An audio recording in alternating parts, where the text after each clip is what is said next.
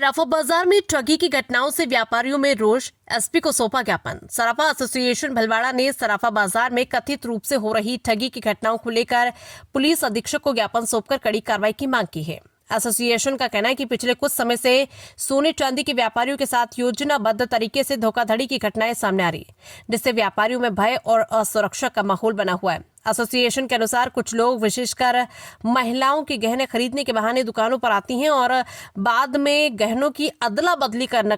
Association का कहना है कि पिछले कुछ समय से सोने चांदी के व्यापारियों के साथ योजनाबद्ध तरीके से धोखाधड़ी की घटनाएं सामने आ रही, जिससे व्यापारियों में भय और असुरक्षा का माहौल बना हुआ है। एसोसिएशन के अनुसार कुछ लोग विशेषकर महिलाएं गहने खरीदने के बहाने दुकानों पर आती हैं और बाद में गहनों की अदला बदली कर नकली या कम वजन के आभूषण थमा देती है। कई मामलों में भुगतान को लेकर भी विवाद खड़ा हुआ।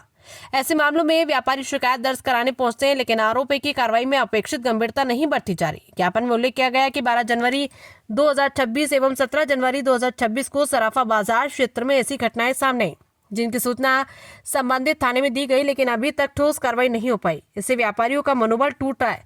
सराफा एसोसिएशन ने मांग की है कि इन घटनाओं की निष्पक्ष जांच कर दोषियों के खिलाफ सख्त कानूनी कार्रवाई की जाए, ताकि भविष्य में इस प्रकार की घटनाओं पर रोक लग सके।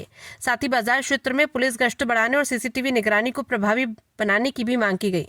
ज्ञापन सौंपते समय एसोसिएशन के पदाधिकारी एवं सराफा व्यापारी बड़ी संख्या में मौजूद रहे।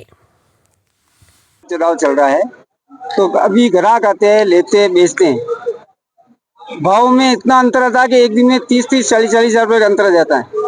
तो जो ग्राहक कल बेच गया वो देखता है कि अपन ठगा गए, तो वापस व्यापारी के पास आता है, मेरा माल वापस दो।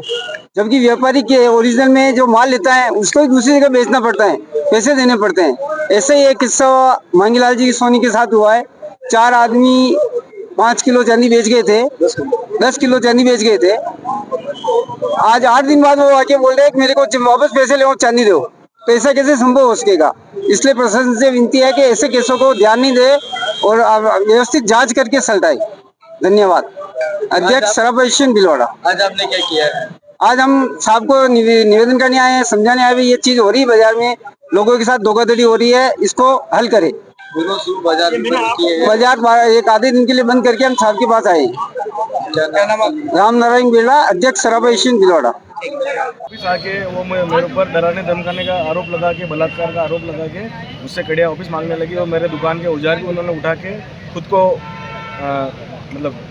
खुद को ही नुकसान पहुंचाने की बात करके, धमकी दे के मेरे ऊपर दबाव बनाने की कोशिश की और मेरे ऊपर इल्ज़ाम लगाया कि आपने मेरे से कड़िया छीन के मेरे से ज़बरदस्ती लेके और मेरे से ले ली और मेरे साथ लूटामारी कर ली।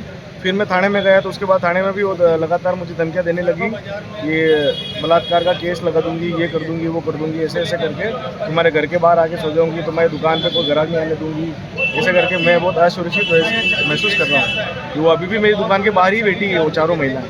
तो मुझे न्याय दें और मेरा क्या कारण महिलाएं क्यों आई वापस? भाव बढ़ने से 2.5 लाख के भाव में वो बेच गई, आज 3.5 लाख हो गए।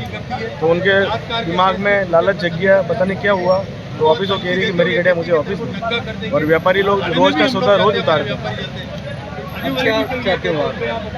मुझे सुरक्षा चाहिए और उन महिलाओं से छुटकारा चाहिए। और उसकी मेरी सारी CCTV footage with voice recording के साथ मेरी दुकान पे है, जो मैंने कल थाने में पुलिस थाने में भी पुलिस को भी दिखाई थी। थाने में कार्रवाई नहीं करी क्या? अभी तक कोई कार्रवाई नहीं करी। उन्होंने बोला कि आप आपस में बैठ के बात करके शुभम सोनी, सन ऑफ महेश कुमार सोनी, सराफा बाजार में दुकान है। शोभालाल मांगीलाल सोनी के नाम।